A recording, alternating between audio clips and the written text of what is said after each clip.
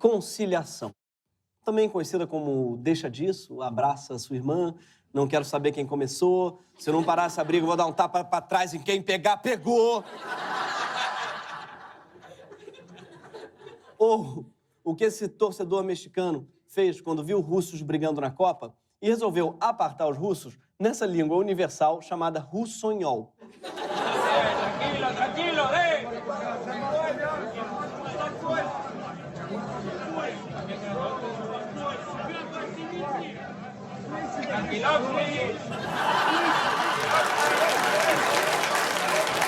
Sim. Para quem pegou, essa foi uma referência àquele grande romancista russo Fyodor Tranquilovsky, autor do grande clássico Os Irmãos Caramaneiro. A conciliação é um modelo de solução recorrente no Brasil. A nossa independência foi a conciliação entre o interesse dos colonos e a garantia do protagonismo português. Tanto é que ela foi declarada pelo próprio monarca. A abolição da escravatura foi a conciliação com a elite para evitar uma reforma agrária. E claro, porque a gente também já era o único país do Ocidente onde a escravidão ainda valia e estava pegando meio mal. A proclamação da República em 89 foi a conciliação da elite latifundiária com o exército, quando não fazia mais sentido para esses setores continuar apoiando a monarquia. O pessoal, na época, já curtia uma intervenção militar no Brasil, mas, pelo menos, tinha desculpa de não saber se ia dar certo. Aliás, a nossa ditadura militar, inclusive, terminou de forma conciliatória, né? Todo mundo dizendo, gente, todo mundo estava errado, tá? Não importa quem começou. Não importa quem torturou e estuprou, tá? Vamos dar as mãos e vamos fazer uma grande ciranda chamada democracia. Mas nos últimos anos, o Brasil teve um conciliador mais eficaz do que o torcedor mexicano falando Tranquilovsky. Tranquilovsky. Um conciliador que o Brasil teve que conseguiu acalmar tanto os banqueiros quanto a parcela mais pobre da população. Conseguiu apaziguar tanto os sindicatos quanto os donos das empresas. E, claro, conseguiu conciliar na mesma chapa inimigos históricos, como o PT e o PMDB. Estamos falando dele, de Durval Lelis, ex-vocalista do Asa de Águia. Esse programa vai falar sobre o poder democrático das micaretas e... Não. Nosso grande conciliador, na verdade, foi Luiz Inácio Lula da Silva. Ele mesmo, filho dos Garanhuns, rei de São Bernardo, chefe da Casa Lula, o primeiro do seu nome. Não importa de que lado você esteja, o Lula te desperta alguma coisa. É tipo Neymar. Com a diferença de que só um deles tirou 40 milhões da miséria. E o outro só tirou o pai da miséria. Só um deles tá acusado de sonegação fiscal e fraude, enfim, falsidade ideológica. O outro, não. Mas ambos são abominados. Ambos, nos dois casos, são abominados, tá? Por uns e idolatrados por outros. No caso, o Neymar, o fã número 1 é o Thiago Leifert, que, aliás, escreveu uma carta de amor. Vocês viram? Carta de amor pro Neymar no programa dele na Globo. Oi, Ney. Já falo com você. Antes eu vou bater um papo com quem tá assistindo a gente aqui, tá? Você que tá assistindo a Central da Copa, eu não sei sua idade, mas com 26 anos, onde você tava? Ou vai estar? Essa é uma mensagem pro crush, né? Oi, sumido. Em campo. Mas, na verdade, é uma carta pro espectador, porque o Thiago, nessa carta, o que ele faz? Ele começa a questionar num tom passivo-agressivo. O que você, espectador, fez até seus 26 anos de idade pra criticar o menino Ney? Hein? Ou seja, não bastasse ter que aturar o Neymar, o brasileiro não tem que tomar esporro do Thiago Leifert. Aliás, eu nunca entendi o que ele tá fazendo apresentando um programa. Parece que ele caiu de paraquedas. Ele tem o maior jeitão de auxiliar de enfermagem. Aquele carisma de um catéter. E depois de dar essa bronca na população brasileira, ele resolve dar uns conselhos pro Neymar melhorar. Com vocês. Então, da próxima vez, mano, pega de primeira de esquerda, arrasta o zagueiro pra dentro do gol com você, arranca o braço dele fora. Eu não entendo muito de futebol, não, mas arrancar o braço do zagueiro eu acho que é falta, né? Dá cartão, tá confundindo FIFA Soccer com GTA. Mas, voltando ao Lula, tá? Lula, que, aliás, com 26 anos, já estava tomando posse como primeiro secretário do Sindicato Metalúrgico. A única coisa certa, até agora, nessa eleição, que tem mais desistentes do que candidato, é que você goste ou não, o Lula ganha em todos os cenários possíveis. E isso de dentro da cadeia. É tipo o man of the match de um jogo ser o cara que ficou no banco, sabe? Parabéns, hein, Cássio? Melhor em campo! Aliás, deve ser muito legal ser terceiro goleiro, né? Aproveita bem essa viagem. Parece que o Cássio tá vendo vários museus. Cara do Cássio tá até bronzeado, ele fica lá... Aliás, eu queria ser terceiro goleiro. Meu sonho é ser terceiro goleiro. Sei que tem essa questão da altura e tal, mas... Não agarra mesmo, né? O terceiro goleiro tem que ser só saber sentar num banco. Ser bom de papo, fazer umas piadas no meio do jogo. Enfim, Lula é o político que mais desperta esse tipo de reação, assim, mais absurdos, mais felizes, seja do jeito que for. Ele, inclusive, despertou esse tipo de reação de um juiz durante um depoimento na investigação sobre as Olimpíadas do Rio. Vivíamos um momento diferente no país e eu estava lá, usando o boné... Pode voltar agora. Usando o boné e estava usando a camiseta com seu nome. Então, enfim... Quando eu fizer um comício agora, eu vou chamar o senhor para participar.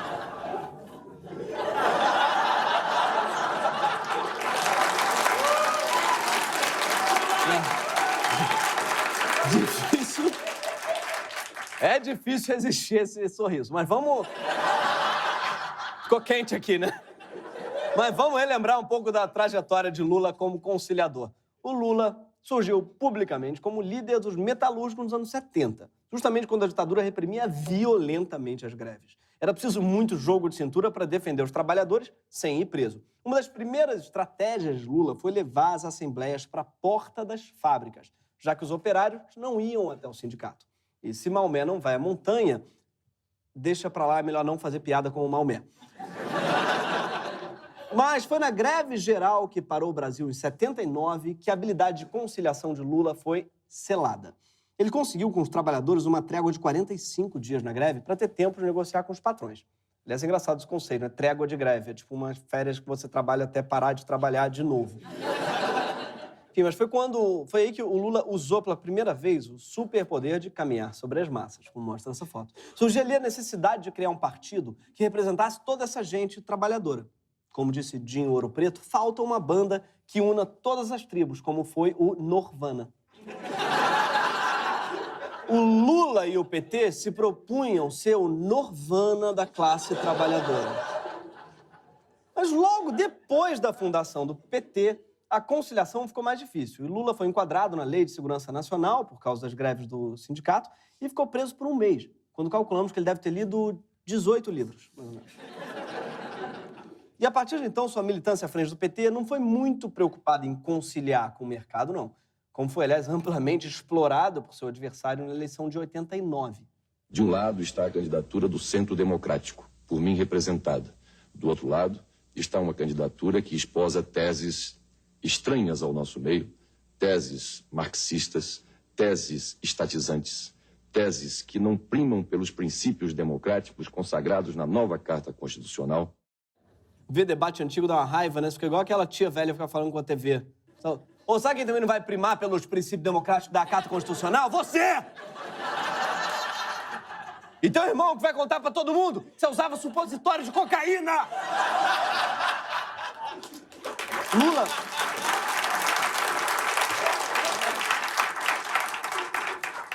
Lula demorou 4 eleições, ou 2 décadas, para perceber que ele precisaria voltar para sua origem conciliatória e baixar a guarda para os banqueiros e empresários, e foi aí que tudo ficou mais fácil.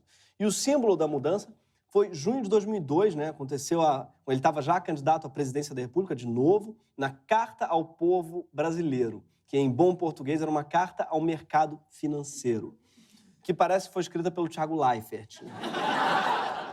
Oi, Merck. Eu sei que está sendo pressionado pela alta do salário mínimo.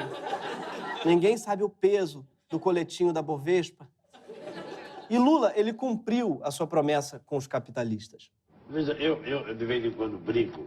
Look, every once in a while, I joke that a metal worker with a socialist background had to become president of Brazil to make capitalism work here. Você pegar o balanço... And if you look at the bank's balance sheets for this year, you will see that the banks have never made so much money in Brazil as they have during my government.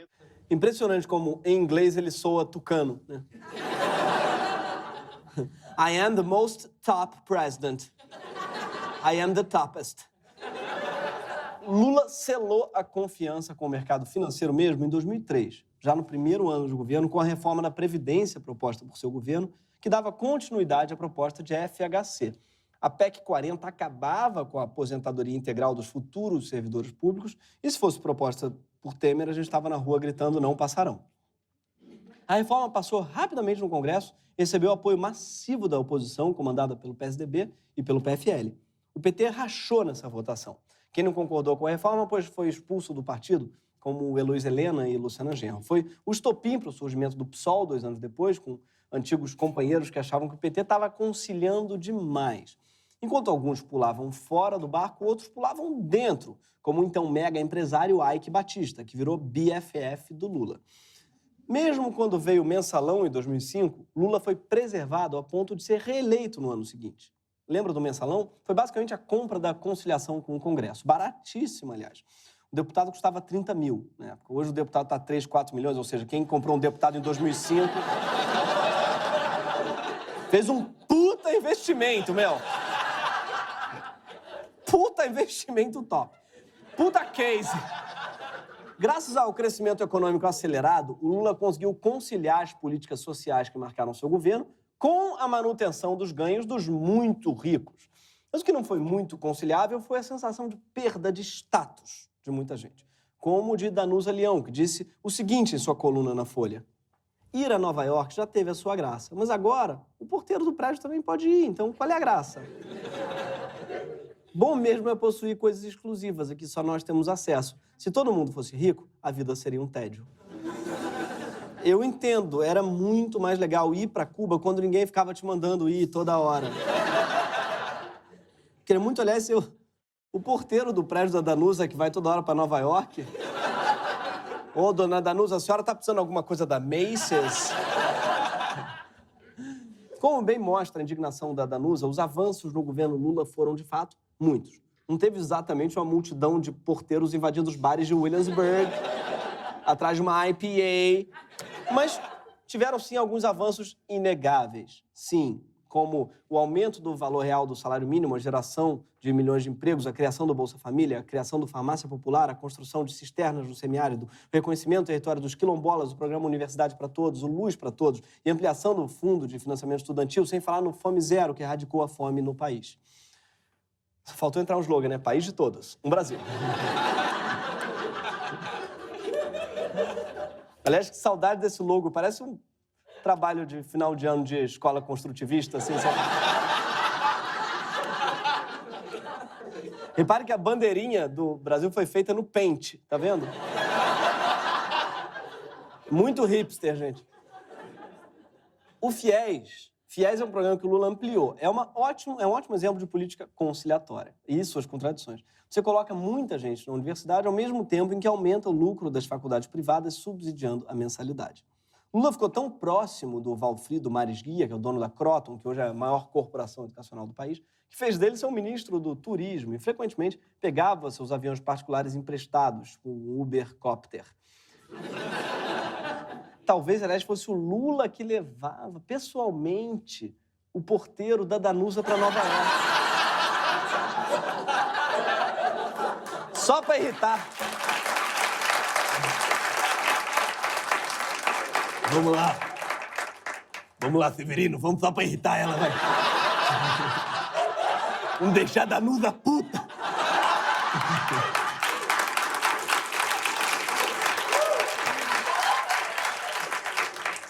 Com os bancos também foi moleza. O Lula garantiu que os bancos tivessem 199 bilhões de reais de lucro. Para eles terem uma noção, segundo os últimos dados do Banco Central, todo o dinheiro impresso em moedas que circulam no Brasil inteiro soma mais ou menos 219 bilhões de reais. Tudo. Ou seja, se juntar todo o dinheiro que você tem no bolso, sua irmã, seu primo, e o apartamento do Gedel, e a mala do Rocha Loures, e a Igreja Universal, tem muito dinheiro impresso, Isso é quase o que os bancos lucraram no governo Lula. Enfim, os bancos se fartaram tanto, mas tanto, que eles acabaram passando mal.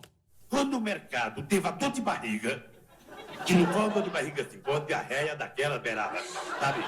Insuportável. Ou seja, quando o mercado teve essa diarreia, quem é que eles chamaram para salvá-lo?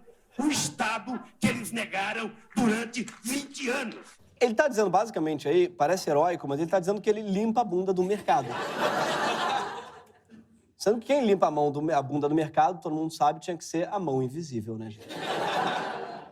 No fim do segundo mandato, Lula tinha uma aprovação de 87%. Tá certo que 3% dos brasileiros aprovam o Temer. Então, vamos dizer que a popularidade real do Lula era de 84%, porque tem gente aí que tá aprovando qualquer merda.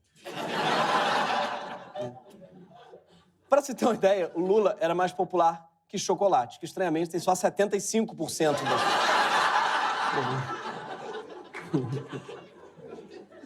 Entre o Lula e o Twix, as pessoas estão preferindo o Lula. Palmas para ele. E com essa popularidade de dimensões continentais, o Lula pôde escolher quem seria o seu substituto. E ele escolheu uma ex-guerrilheira búlgara, só para provar que ele podia eleger quem ele quisesse, né? Quer dizer, não só por isso, porque Dilma também fazia todo sentido. Que era uma economista que tinha ido bem à frente da Casa Civil e também porque não estava envolvida em nenhum escândalo de corrupção. E, aliás, não se envolveu até o final, mas tudo bem. Dilma foi eleita em 2010 com 56% dos votos, o que é um recorde para uma ex-guerrilheira búlgara numa república da América do Sul. A primeira mulher eleita no Brasil entrou pronta para aprofundar mudanças que o Lula tinha começado. A principal delas foi investir na reindustrialização do país. E foi assim que ela reduziu as tarifas da energia elétrica em 32%, gerando uma economia anual de mais de 31 bilhões de reais. Mas teve uma área em que a Dilma não foi lá muito conciliatória, não. Foi quando ela chegou nos bancos. Ela queria que os juros que chegam nos consumidores e empresários fossem mais baixos, ou pelo menos proporcionais à Selic. E o jeito que ela encontrou de forçar essa barra foi ir para a televisão explicar o que ela queria. O setor financeiro, portanto, não tem como explicar esta lógica perversa aos brasileiros. A Selic baixa, a inflação permanece estável, mas os juros do cheque especial, das prestações ou do cartão de crédito não diminuem. E foi nesse dia que eu tatuei Dilmãe no meu antebraço, aqui assim. E é por isso, aliás, que eu gravo o programa de terno. Ao contrário de mim, o mercado ficou magoado com a presidenta.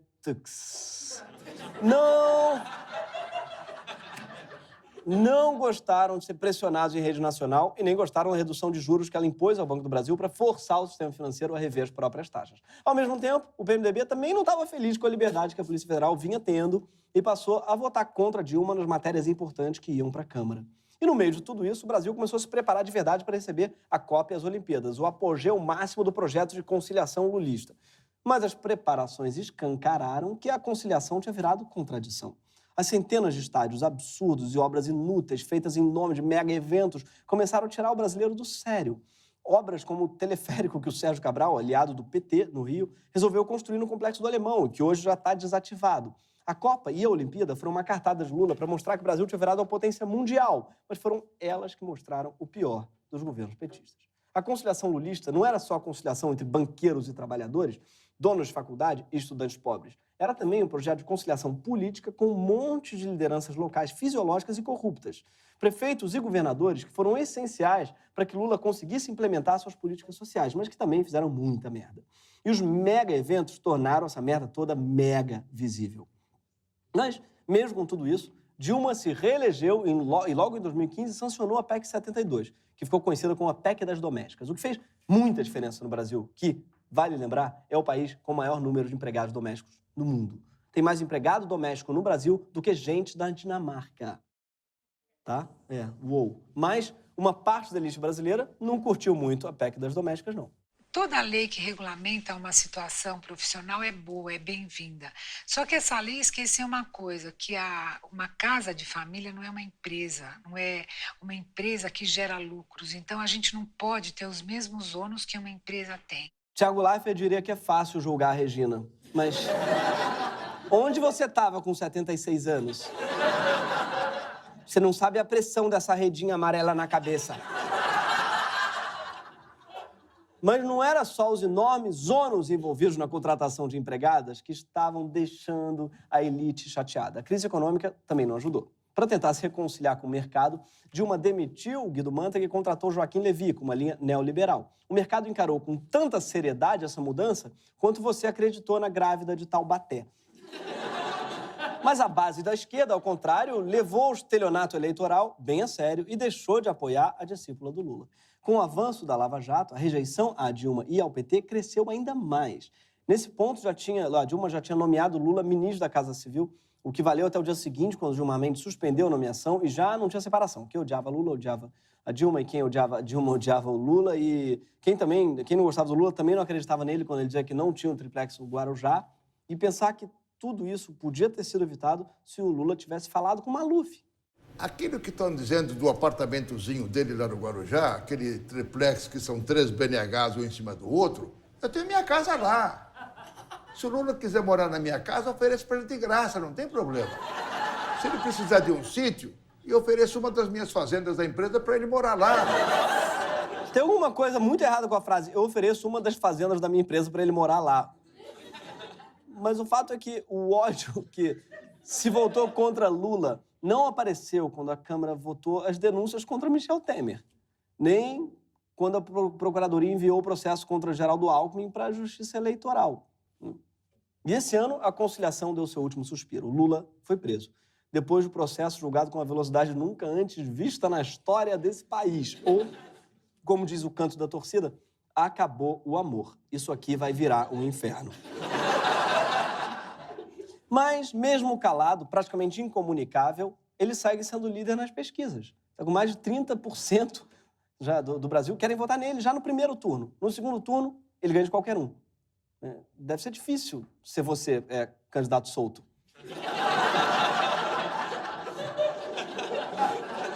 Rodando o Brasil, gastando uma grana. E o cara lá, lendo livro. Subindo.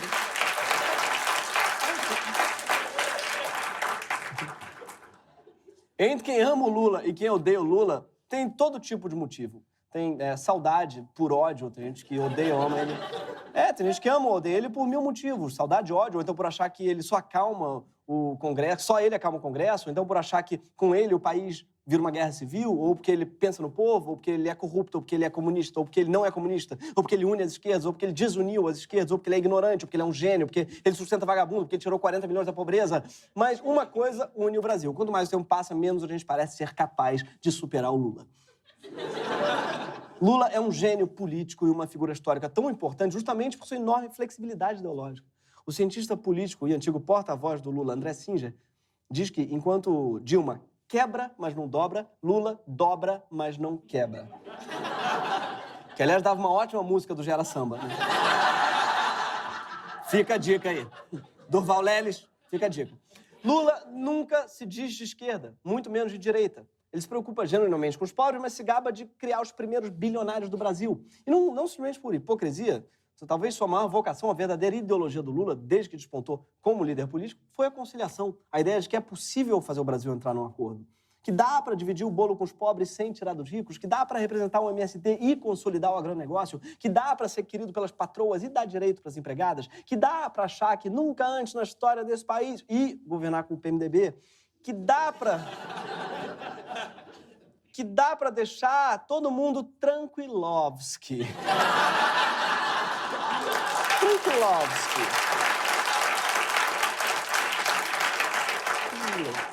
E foi essa conciliação que faliu e virou contradição. E a imagem do cara que foi o pivô, o maior representante dessa ideia, também não é mais conciliável. Igual o Brasil. Já não consegue mais concordar com o que é o Brasil não consegue concordar com o que é o Lula. E até boneco de pano da minha filha virou motivo de matéria do Estadão, o boneco do Lula. Gente, eu guardei o boneco dentro do armário já. A culpa não é minha, se mesmo preso lá dentro, continua sendo o boneco favorito dela. E eu abri outro dia, tava lendo todos os meus livros. Todo mundo no Brasil tá com um problema de obsessão com o ex. tá? Metade quer prender ele em Curitiba, outra metade quer prender ele na cama. Mas tirar o Lula da disputa é um pouco como deixar o Neymar no banco. Gostando ou não dele, uma coisa é certa, ele precisa estar em campo. No caso do Neymar, porque você não confia no Renato Augusto. No caso do Lula, porque ele chegou onde ele chegou através do voto. E não foi pouco voto. Lula, ele foi o presidente mais votado da história da humanidade. Sim, de todos os países do planeta Terra. Isso inclui os presidentes que mandam matar quem não vota neles, tipo Putin ou Eurico. Uma eleição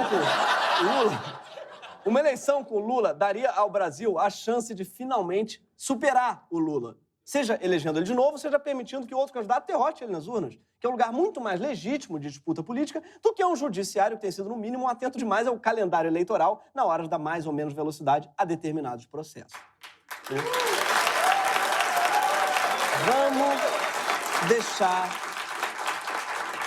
Vamos deixar o Lula jogar, gente. E torcer para que, se ele jogar, ele desista de uma conciliação que nunca funcionou e reconheça finalmente que o Brasil não está mais em um momento de amistoso. E, para motivá-lo, a gente escreveu uma carta de amor. Oi, Lu. Calma, não vou falar com você agora. Agora, eu quero falar com o povo brasileiro. Povo brasileiro, onde você estava com 76 anos? Ou vai estar? Será que vai ter tirado 40 milhões da miséria? Vai conseguir ser amigo do Obama, do Fidel, do Ike e do Sérgio Cabral? Vai ter conseguido trazer uma Copa do Mundo pro Brasil e entregado as obras pra Odebrecht? Vai ter viajado todo esse país de ônibus, de jatinho do Maresguia, de monomotor da Polícia Federal? Então fica na moral, só um pouquinho, e deixa o menino Lu disputar. Tenta ganhar dele no voto. Menino Lu, sei que às vezes é difícil. Às vezes dá vontade de se fantasiar, de tomar um ácido e curtir a vibe. Então se você conseguir voltar, Lu, não é mais pra conciliar. Agora, nada de ficar tranquilovski. Agora a gente quer ver o Lulinha bolado. O Lula canarinho pistola. Da próxima vez, mano, leva a capital pra Garanhuns. Converte a República de Curitiba em Guiana de São Bernardo. Deixa o mercado ter diarreia e o caralho. Arranca o braço deles, Lula. E não me põe o PMDB de vice. Pelo amor de Deus. Obrigado, gente. Muito obrigado a todos vocês. Esse foi o Greg News, toda sexta-feira, às 10 horas da noite, só na HBO.